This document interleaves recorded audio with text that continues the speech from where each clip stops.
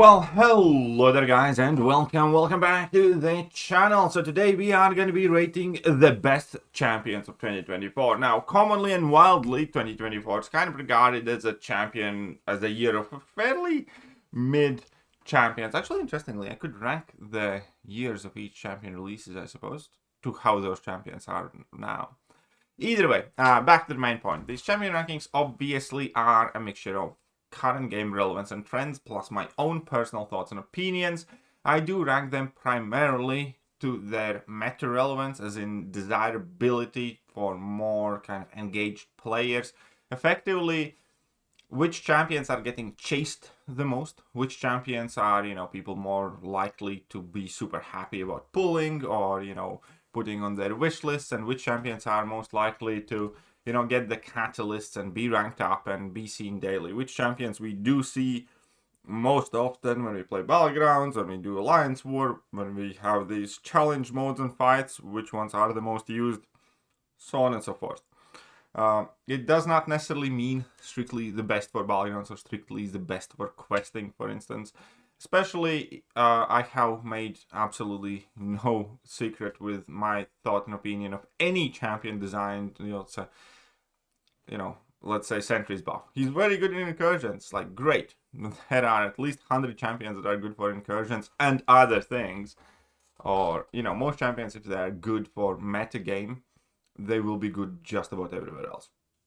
The only kind of point of discussion here are the defensive champions, and if you do not care about Battlegrounds, you do not care about Alliance War, you just care about questing and other game modes, then obviously defenders aren't for you.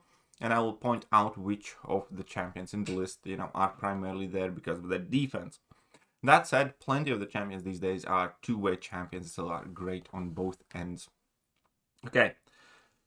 Whew. Now that was a mouthful. Also, please do, try to remain as civil as possible in the comment section. So far, we have ranked the worst champions, or the less than ideal champions. Obviously, Sable, Deathless Vision, Patriot, and Northstar are kind of below the low. Then we have Deathless King, Root, Beta Bill, Leader, Destroyer, Spider-Punk. Spider-Punk, again, I spoke in length where I think he's on the come-up. Destroyer is not bad either. Leader has his uses. All of the champions already, in the middle of this list, kind of 19, 20, 16 spot, already have place in game. Scream and Jack-O-Lantern are as low because they have had relatively small amount of time to showcase themselves. I do believe both of them will end up being higher in the retrospect, but we actually do need to see them being used everywhere. And now we can start with spot number 12. So which champion has gotten spot number 12? And I'm going to give it to Arcade. Initially, this would have been lower as well, because Arcade initially sounded extremely exciting with his ton of immunities, his pre-fight tickets, and pre-fight abilities. And, access to a ton of different debuffs, so on and so forth. So he can have Incinerate, Poison, and Shock immunity. Then, again, he accesses poisons and shocks and a whole bunch of debuffs. That said, he has been, less than ideal offensively, and the reason why people are ranking and looking for Arcade at the moment has very little to do with defense. Fact of the matter is, very little to do with offense. Primarily, currently in the game, he exists as a defender. And he gets, he gets to be significantly more annoying. Number one, if you don't know exactly how to fight him, because as soon as you let him finish those heavy attacks or throw those level 1s or, block the last hit of level 2, then he becomes infinitely harder to fight and he can mess people up. Especially in meta like current GC, where he's an absolute menace. But as soon as you know how to fight Arcade, he's not that bad.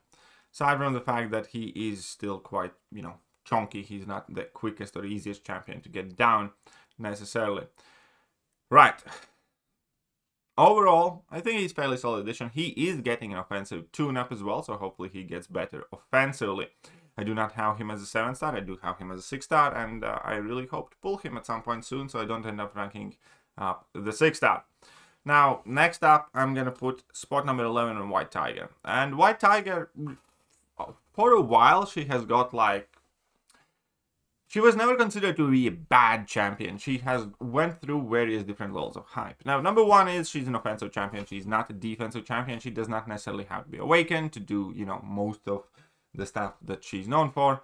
And she's very fun. There's no questioning it. I have her at rank 2. I love using her. She can also take Serpent. Even though people do list her as a Serpent counter, it is worth noting that you do not bypass the immortality, and things can get quite hairy quite quickly at the end of the fight. You can have like a perfect fight, but as soon as that AI glitches out for a bit and it doesn't throw that level 2 in time, once the immortality triggers or you do not line things up perfectly, you can end up eating that level 3. I have had a lot of crazy good fights against Serpent, but for one reason or another, there have been plenty of times when White Tiger has gotten her noggin kicked in as well, primarily because of the mass burst of power gain towards the end. So even though she can do Serpent very well, and I would consider her as a counter to Serpent, there is, you know, a factor of risk involved. And that kind of follows her further in the game, because she does have a fairly, you know, unique aggressive playstyle that does not always pan out. And that's one of the things, is like if AI doesn't play into what you want to do, it is significantly harder to use her. Number one, where you often need to be dashing forwards, mainly how you can achieve that would be punishing special attacks, which is safe, or, you know, going for a medium intercept, which in the game is absolutely not safe anymore. And then to further on, you often also kind of rely on an opponent not throwing a special attack to get like the maximum best rotation. There are definite issues. There are like certain flaws in the rotation or in the build of White Tiger is what I'm going to say. It's tremendously fun, but it's definitely anything but reliable, I would say. All that said, you can get good and great results out of White Tiger. The reason why I'm not placing her higher is because there always, or just about always, seems to be something stopping her from being, you know, amazing or great. And that's kind of the thing with White Tiger, is she doesn't necessarily have a very high list of top matchups that she can do. She is a Serpent counter. You know, you can do Onslaught with her as well, even though it's not like, you know, the ideal matchup for her. And then you go to Bullseye, it's no, and Enchantress, it's like doable, but again, not great or ideal. Doesn't counter just about anything of Enchantress's abilities. And then you go to skill class, and then you go to the other classes, and I think the way she matches the contest is not ideal. I love her as a champion. I use her when, you know, I get the chance, when she justifies being put in the decks. I like her in questing, stuff like that. But there are certain limitations that she, you know, I don't think will overcome. That said, I still think she's a fairly solid champion. Wish there was a bit of, you know, tune-up for her. Next up, I'm going to put Spiral. I'm putting Spiral, again, this low kind of because we have seen parts of what she can do. And again, in theory, with her Awakened ability being able to effectively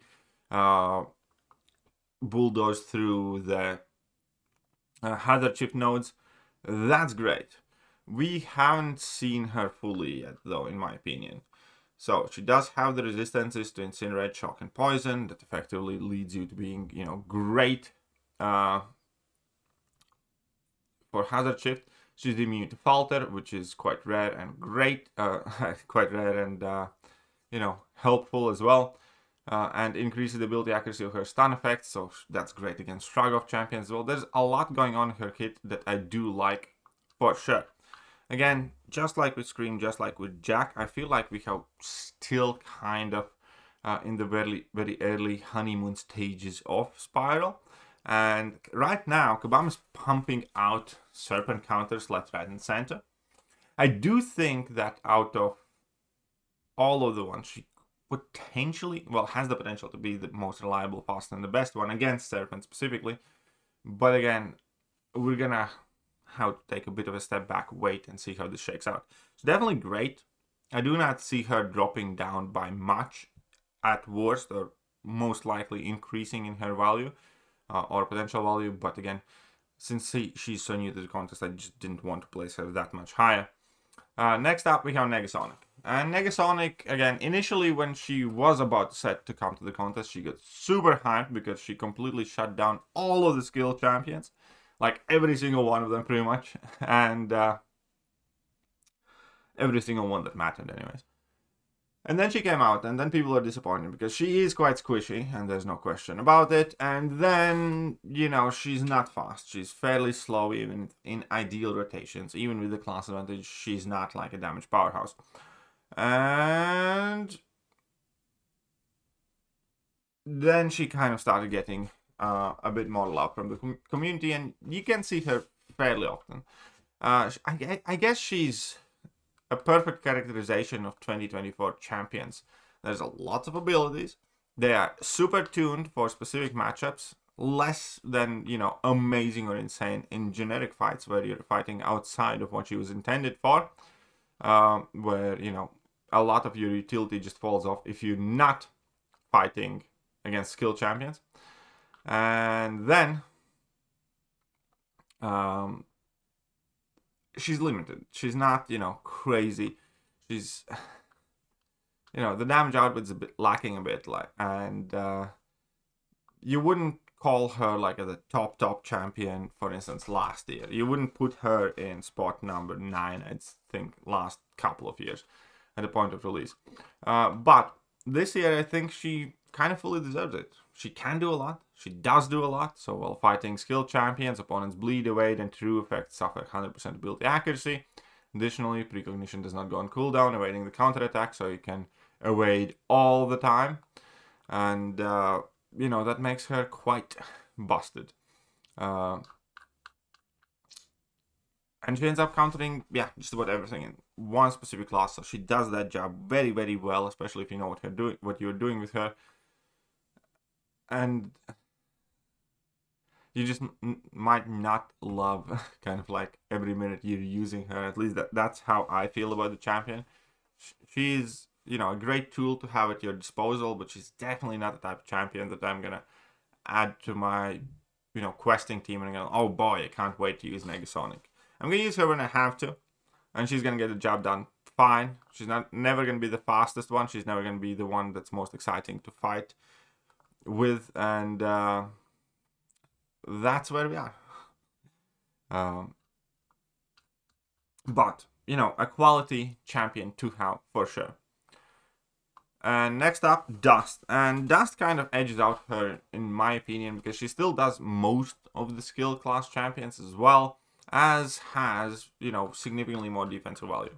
Besides the fact that she can make your phone completely lug and effectively break down, which is also, you know, absolutely noteworthy, she can be quite annoying defender, especially with the AI issues that we have been having.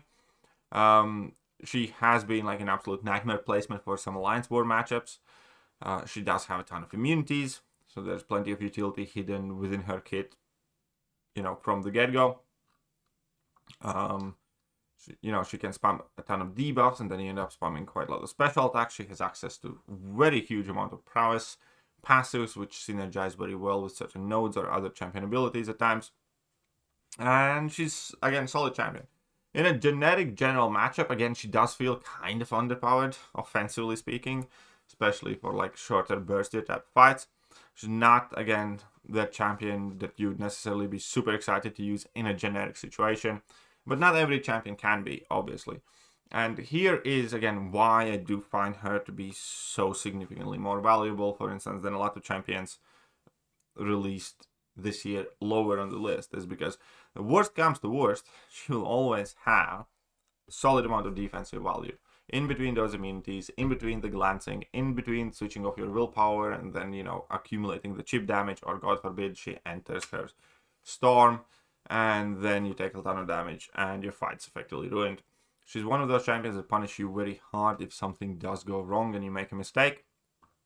You know, block a couple of hits where you shouldn't, or hit her and block a couple of times where you shouldn't, or, you know, don't fully dex the level 1, or if it catches you, that's gonna come and bite you in the ass. And yeah, overall, again, quite a lot of utility. You know, limited offensive damage in generic situations for sure. If you're fighting Shrug of Champions, you're significantly more capable. And then there's plenty of defensive value. So it's overall a fairly solid package. Just like Negasonic, just like White Tiger and stuff like that. I do have Dusted rank 2 as well. I have used her plenty. This is where I see her fitting in this year's champion list so far. Right, next up, Dazzler. And Dazzler also kind of gets a bit more, you know, credit given to her maybe than she's deserving. Because on paper, especially when Awakened, she kind of fixes just about everything that's wrong with Negasonic. Because she counters just about everything that there is to counter in the skill class. And she has the damage. So, in theory, at the very least, she should be kind of a better version of Negasonic, especially if you can get her up to Sig 200. At that point, she would be a very good Bullseye counter that will get the Bullseye down faster. If you do have her at the very least Awakened, you immediately can use her against champions like Atuma and Killmonger and Korg very easily. And then there's the fact that, you know, she does have quite a lot of damage going for her, which is not connected to an Awakened ability in any meaningful way. And then the only issue that remains with Dazzler, aside from the fact that, you know, she has very, very big damage output, which, you know, is a big bonus. The only issue then that remains with Dazzler is her character model, because I am sorry, but that is one of the worst character models that we have had in a while, in my personal opinion. Not to be overly mean, she does not look great. If we say Kabam's, you know, champion design team or graphic department doesn't miss, this is definitely a miss. I know it doesn't relate to champion abilities, and I typically don't comment on it, but I don't even know exactly why, but it just doesn't look great. If you do look past that, then I think Dazzler is going to be a very capable and great champion for the game if you can get her awakened. That is quite conditional there, though. She does need to be awakened, in my opinion, to be good. And she does need to be close to Sig 200 or super high Sig to be great. But having those conditions met, I think Dazzler has quite high potential ceiling. Moving on, next up, Shatter. And Shatter is one of those champions that is kind of starting to prove herself more and more. She's obviously a great Serpent counter, but the biggest issue that Shatter has to deal with is AI. Because sometimes AI can be quite finicky, not allowing her to charge her heavy attacks. But she does have quite a unique playstyle where she messes with opponent's power. And therefore she does have power control, which is always extremely useful. She also does have access to regeneration, as well as a fairly derpy level 3, where as an attacker, this special attack can activate unless Shatter charging heavy attack. Getting a regeneration passive healing 10% of missing health over 8 seconds. This also recovers 100% of missing health caused by energy damage. So there will be conditions where level 3 will effectively just give you like a full heal in the entire fight. So that's, you know, quite impressive. And then other than that, also, obviously she does have access to atrophies, which is a fairly unique and new way how to control buffs that have a duration associated with them. And you also deal damage with your eggs, which again is a fairly finicky mechanic, but Shatter definitely seems to be kind of increasing in popularity. You see more and more of her. A ton of extremely skilled players are, you know, vouching for her and standing behind her. Now, again, on a personal note, I am not a very experienced player of Shatter, but just about anyone who I have heard quite loves the champion and is standing and swearing by them, and I can absolutely attest to the fact that you do see more and more and more of this champion being used. Now, it might burst, it might age poorly as a take, but currently I do see her in spot number 6. Speaking spot number 5, a lot of people are going to be upset this one, but that's Count Nefaria. And Count Nefaria has what I call an Icarus problem, in my opinion. Because hopefully Kabam can fix that, though. But Count Nefaria is great. His playstyle, he's not everybody's cup of tea. He does, you know, take some getting used to. But in general, like when you go over his abilities, he does have, you know, power control, he has regen control, he can inflict opponent a ton of debuffs, he can access quite a lot of fury. He can, you know, change his damage mode to being, you know, completely dealing energy damage, and there's a lot. Counterfeit is composed ionic energy, granting immunity, power steal, bleed effects, 90% shock and incinerate resistance. That's already a lot, like, immediately. As soon as Counterfeit came out, he was kind of the better leader, pretty much. The leader with damage. But, yeah, Counterfeit, especially in competitive scenarios, because just about everybody's running willpower, and then for every 1% of opponents' max health or power they would gain from a buff or passive, they gain 2 stored energy. This effect's unaffected, but it just works well and does put in a lot of work. The problem with Counterfeit is if he ever becomes as so easily accessible and popular, everybody in any meaningful game modes is going to start maining unfazed. Now, obviously, that's going to hurt starting in Spider-Man and a handful of other champions, but in general, like, if Counterfeit is going to ever reach the levels of, you know, Ghost or Quake or Hercules or something of the sort, where you can kind of count on opponents, you know, having Counterfeit and using him, you're gonna main your unfazed mastery, and that really disrupts his playstyle. And then he's gonna be extremely inconsistent and a liability. If he isn't as good or never becomes as popular, that might not happen. So he's in a situation where he can't effectively win, which is like the #1 reason why I think Counterfeit is never going to be like a top of the list champion in the grand scheme of the game, or where he's ever going to be, let's say, top, you know, science champion in the game. Because the moment he does, stupid unfazed master is going to ruin him. And that's a huge drawback. That said, he's still just about my most wanted champion in the game. I do want to have access to this guy. I think he's amazing.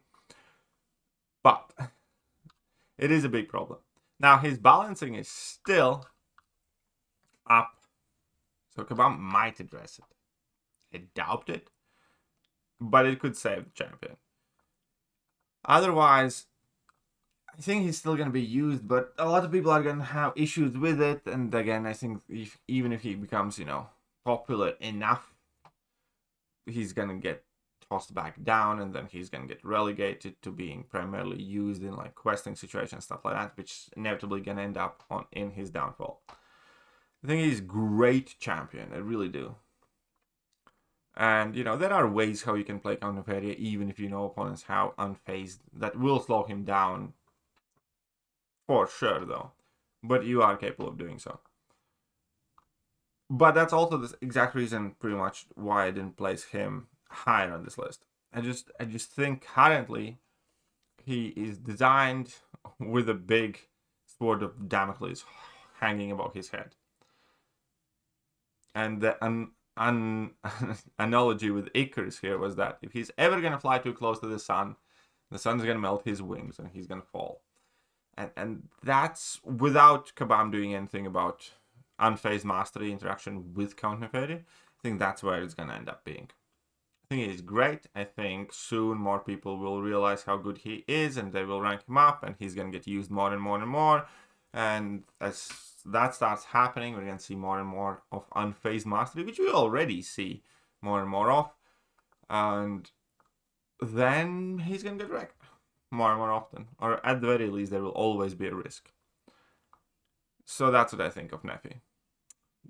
Great champion, though. If it wasn't for unfazed mastery, I think he would overall be the best champion of the year. Or one of the best. Now, let's move on. And this is Prowler. Spot number 4.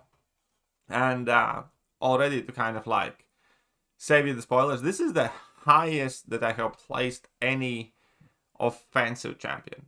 And that's where I think this year has failed. This year has provided some absolutely unfair bullshit defenders that I think are, in the big picture, bad for the game and the fun in the game.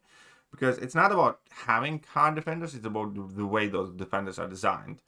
And I'm going to talk that most of that, I guess, with Bullseye and Serpent. But the point is, defenders that have to have a very specific counter or you're dead are making this more of a rock, paper, scissors type of game, which I don't think is good, because this should be a fighting game.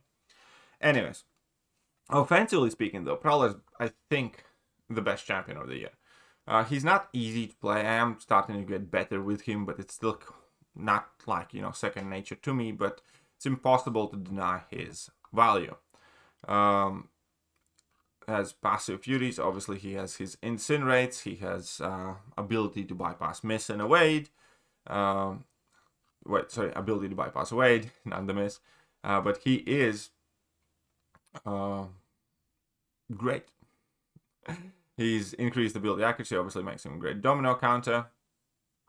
And then bleed and incinerate immunity. Then you have your medium attacks that are non-contact, which can be quite helpful and cannot be evaded. He doesn't crit. He has access to raptures and just about nothing. Like, there are 2 champions in game that are immune to raptures, maybe 3. Then you can access Falter passive, which, you primarily want to kind of save for your level 2 damage, but still helpful. His power control is underrated. The fact that he completely empties out opponent's power bar after they use special attack and then power locks them for a bit, super cool and helpful in a ton of scenarios. Access to Incinerate for increased damage loop, good. Pursuit, again, shutting down that evade. Access to Taunt, why not? Also good. Just about all of his damage coming through the way of passives, also good. And yeah, he's just a very solid champion. Not overpowered by any means, but I do think he's, solid and great. And my apologies, offensively, just about the best thing that Kabam has to offer this year. At the very least, he's definitely the one champion that has kind of proven himself the most offensively. And now I need to talk about top 3 spots, and I'm not even gonna put it. It's Enchantress, it's Bullseye, and Serpent. Obviously, this is primarily defensive champions. So if you do not care about Lions, War, and Battlegrounds, I know that these champions will not be the most valuable and chase champions for you. But in general, when people are going for the champions at their highest rarities, taking them up to the highest ranks, people do care about the competitive aspects of the game, at least to a degree. Again, we all see this game differently, and that's fine. But what I want to talk about the most is that these champions are the most chased after, because in any competitive game mode, like your Alliance War battle group needs these champions in defense if they want to fight, another top alliances. Your Battlegrounds deck needs these champions as a 6-star rank 5 Sanded or 7-star rank 3 ideally, and if you do get these champions, you are extremely likely to rank 3 all of them just about as soon as you can, not placing many champions above them. So that immediately indicates their value. There's no questions asked. Which, kind of sucks. Because every single one of these champions could get deleted from the game, and I think the game would be better off for it. And again, don't get me wrong. I still use these champions, obviously, in my Battlegrounds decks and, Alliance with defense and stuff like that, because they kind of have to be, but I absolutely hate them. I think the game would be better off without them. And the reason, perhaps less so with Enchantress, what I'm going to discuss is not going to refer to her as much, because Enchantress in vanilla conditions can be taken with most of the champions in game. Orange is intercept, purple is knockdown, and green is punish heavy attack. And under those conditions, as long as you get rid of her spells, she's a fairly easy champion to deal with. The problem starts, well, there are 3 major problems with Enchantress, and all of whom kind of combine to make this an absolute nightmare of a champion.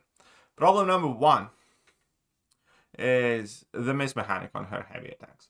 Because you have to punish her heavy attack, and if you go in for a punish and there's 30% chance you're going to miss if the spell's active, and you're going to get hit in the face, and it's going to ruin your fight, even if you have otherwise a great counter, like Red Guardian, for instance.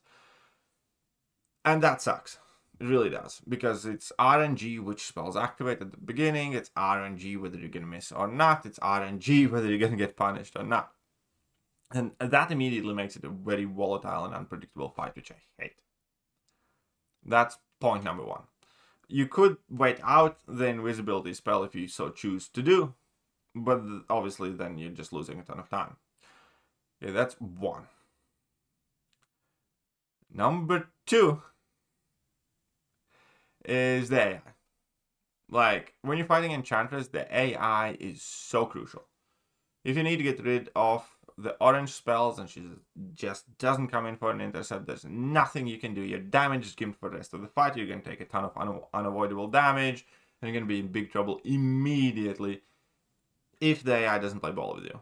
And it's similar with the heavy attack. If AI chooses to drop like 6 combos in your block and not throw a heavy attack until you're cornered, you know, your fight's ruined. Through no fault of your own, even if you have a great counter. And that sucks. A champion like design like that is inherently disgusting, in my opinion. And the third issue is when Enchantress gets combined with any nodes that give her extra power. If she gets to throw more special ones quicker, you have less time and less leeway to get rid of the spells, and that immediately starts to become a bigger and bigger problem, to a point where in the previous meta it was borderline impossible to fight Enchantress unless you had like one of the 3 counters. The meta with Spite and the placebo buffs, her being Mystic Champion, benefiting from Mystic Dispersion, Enchantress was just like, you have buff immune champion or you lose the round. And that again makes it kind of feel like rock, paper, scissors. Not by herself, like by herself you feel like without any extra nodes you're in the mercy of the RNG more so. You can have a great fight with the same champion and then have a disgustingly bad fight, and you can play both fights identically. It just depends how AI and RNG helps you out. And then if you add any nodes, she becomes an absolute nightmare that needs a very, very, very specific counter, and it's just intolerably, disgustingly bad design. Delete her from the game. She's extremely powerful as a defender as a result of the things that I mentioned, but delete her from the game, and the game would be better for it, in my opinion. Next champion with a similar mechanic, and here I started discussing that problem already with Enchantress, but that problem mainly reveals itself with Bullseye, and it mainly reveals itself with Serpent, which is Kabam releasing defenders where you either have a great counter or you lose or you die. Mostly it refers to Serpent, but even Bullseye is like that.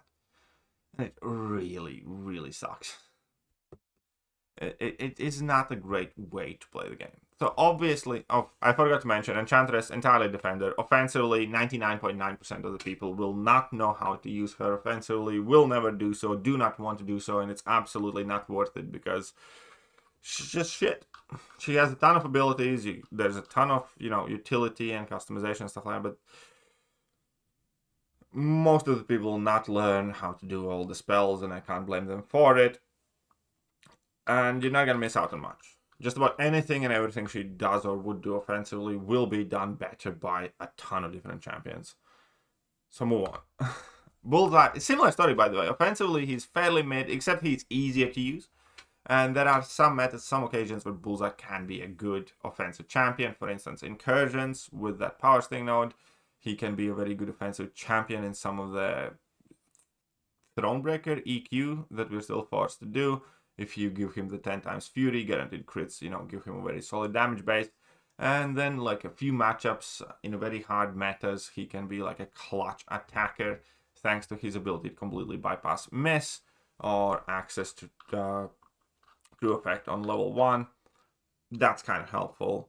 Overall, his damage output's just not quite up there to be considered a reliable and good attacker at all. You can see him 99.9% of the times on defense in this game. But again, in the clutch situations, he can be used defensively and has some redeeming piece of utility for offensive side. Now, defensively, again, he's quite OP, overpowered, and over-designed. Now, he did get nerfed a little bit, where you can dex his basic attacks and not get random bleed damage anymore, which is super helpful. But still, he's a defensive staple in the game, and unless you do have a great counter, you typically will struggle a lot against him. Even though now you can dex his level 1, and it's absolutely doable. I have it down to approximately 50-60% success rate, but not reliable enough, so I feel comfortable doing it in competitive scenarios. But again, even if you dex his level 1, you take bleed damage, so you need to have bleed immune, and then be very capable of dexing his level 1. And then you're still going to be, forced to wait out the wades, and it's still going to be fairly annoying to fight him. But it's not as bad as it potentially is a Serpent. But yeah, such a frustrating defender yet again to deal with.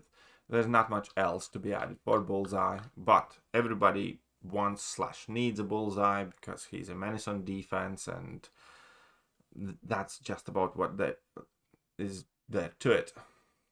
Moving on, Serpent. And Serpent's the most bullshit champion that has gotten released in the last couple of years. Like, for sure. He's got like 5 million abilities. Like, I believe somebody made a count of like 20-some defensive abilities that come into play, you know, at random times, just disabling more and more champions that can fight him that already existed in the game because, you know, this thing doesn't work against him, that thing doesn't work against him, and then he's immune to that, and he reduces that damage, and it's just bullshit. You know, you cannot reduce his ability power rate by non-mystic champions. To reverse it, so a lot of science champions, you know, fall off right there. And then, you know, he goes stun immune on special attacks, so you can't do like long special attack chains to finish him off. And then obviously his death immunity that also is immune to nullify and stagger. And then he reduces, you know, the burst damage, so power sting is significantly less effective on him. And then he inflicts fear, so your unblockable and or unstoppable abilities don't work. And then, you know, he has massive combat power. He has massive power gain, of course. Then let's give him a bunch of immunities or, you know, pseudo immunities. Sure, why not? And it just goes on and on and on. And the end result is that first and foremost, I do want to acknowledge that Serpent is an amazing attacker for longer fights.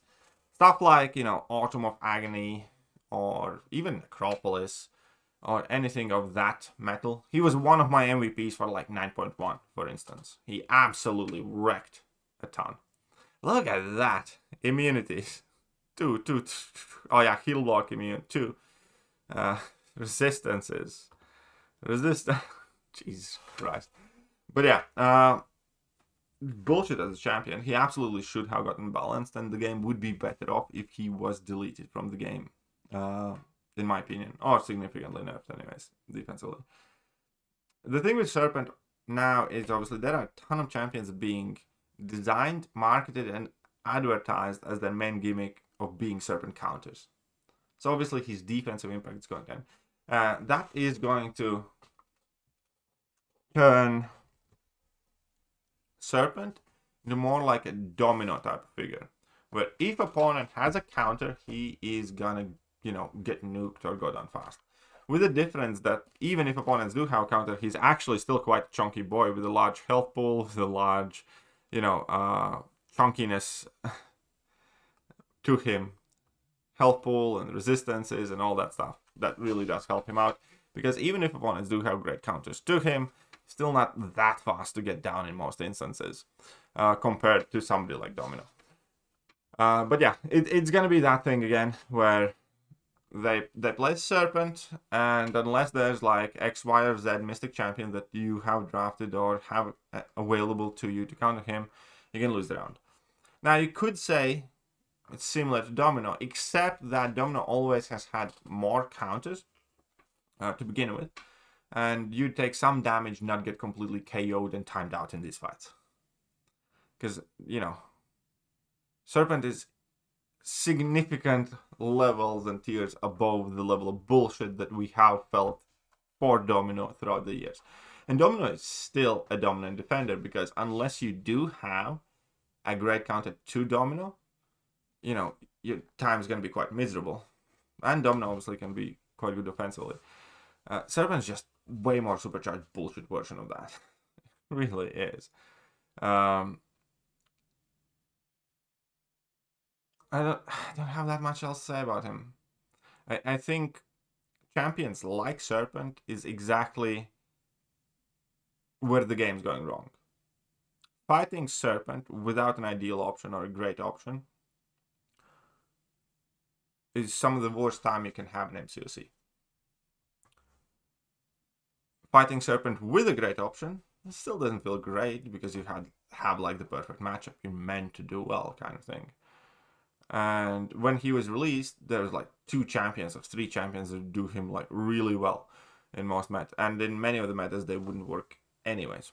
Obviously, since then, Kabam again, we have Isophene, we have Spiral, Purgatory buff, and we have Shatter.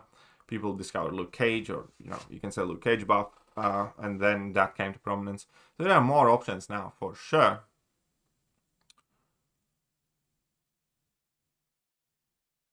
But I just don't. I hope to never see a champion like that again. I guess what I'm trying to say. It's not. What's the word? It just makes the game worse, I think.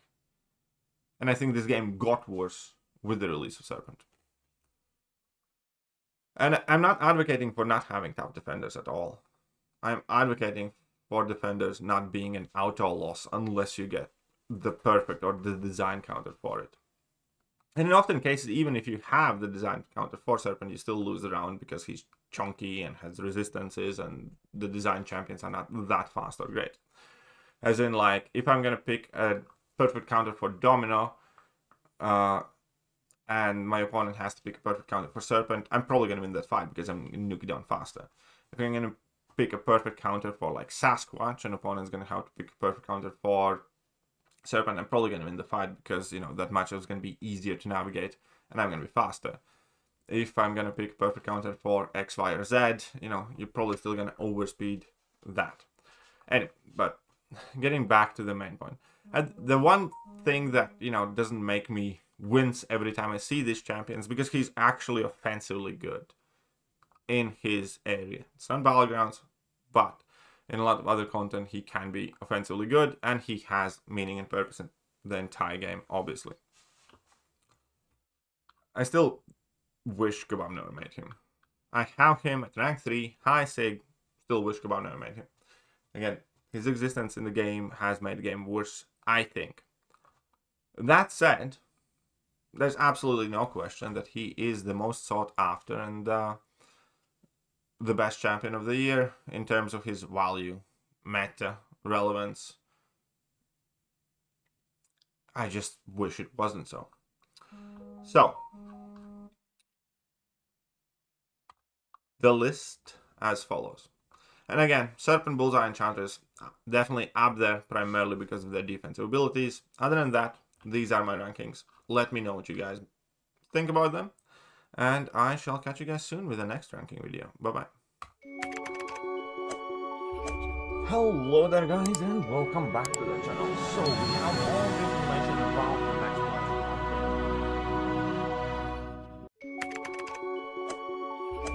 Hello there guys, and welcome.